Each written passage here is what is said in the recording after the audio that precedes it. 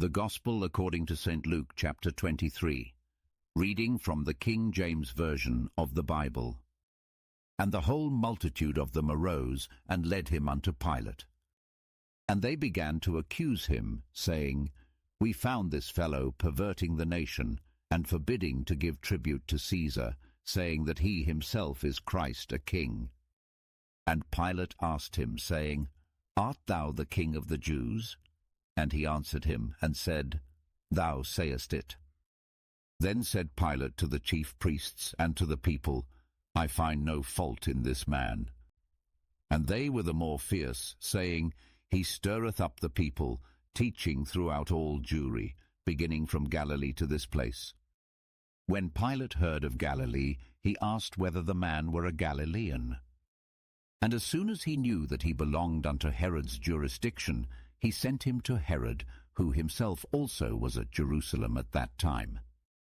And when Herod saw Jesus, he was exceeding glad, for he was desirous to see him of a long season, because he had heard many things of him, and he hoped to have seen some miracle done by him. Then he questioned with him in many words, but he answered him nothing. And the chief priests and scribes stood and vehemently accused him. And Herod with his men of war set him at naught, and mocked him, and arrayed him in a gorgeous robe, and sent him again to Pilate. And the same day Pilate and Herod were made friends together, for before they were at enmity between themselves. And Pilate, when he had called together the chief priests and the rulers and the people, said unto them, Ye have brought this man unto me, as one that perverteth the people. And behold, I, having examined him before you, have found no fault in this man touching those things whereof ye accuse him. No, nor yet Herod, for I sent you to him, and lo, nothing worthy of death is done unto him. I will therefore chastise him, and release him, for of necessity he must release one unto them at the feast. And they cried out all at once, saying, Away with this man, and release unto us Barabbas, who for a certain sedition made in the city, and for murder, was cast into prison. Pilate therefore, willing to release Jesus, spake again to them. But they cried, saying, Crucify him, crucify him. And he said unto them the third time, Why, what evil hath he done? I have found no cause of death in him. I will therefore chastise him, and let him go. And they were instant with loud voices, requiring that he might be crucified. And the voices of them and of the chief priests prevailed. And Pilate gave sentence that it should be as they required. And he released unto them him that for sedition and murder was cast into prison, whom they had desired, but he delivered Jesus to their will. And as they led him away, they laid hold upon one Simon, a Cyrenian, coming out of the country, and on him they laid the cross, that he might bear it after Jesus. And there followed him a great company of people, and of women, which also bewailed and lamented him. But Jesus, turning unto them, said, Daughters of Jerusalem, weep not for me, but weep for yourselves, and for your children. For behold, the days are coming, in the which they shall say, Blessed are the barren, and the wombs that never bare, and the paps which never gave suck. Then shall they begin to say to the mountains, Fall on us, and to the hills, cover us. For if they do these things in a green tree, what shall be done in the dry? And there were also 2 other malefactors led with him to be put to death. And when they were come to the place which is called Calvary, there they crucified him, and the malefactors, one on the right hand, and the other on the left. Then said Jesus, Father, forgive them, for they know not what they do. And they parted his raiment, and cast lots. And the people stood beholding, and the rulers also with them derided him, saying, He saved others. Let him save himself, if he be Christ, the chosen of God.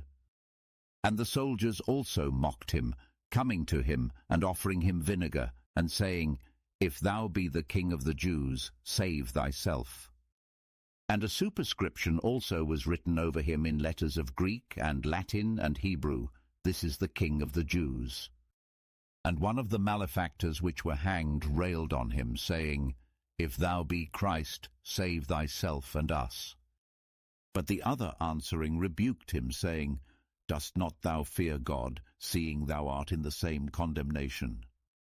And we indeed justly, for we receive the due reward of our deeds, but this man hath done nothing amiss."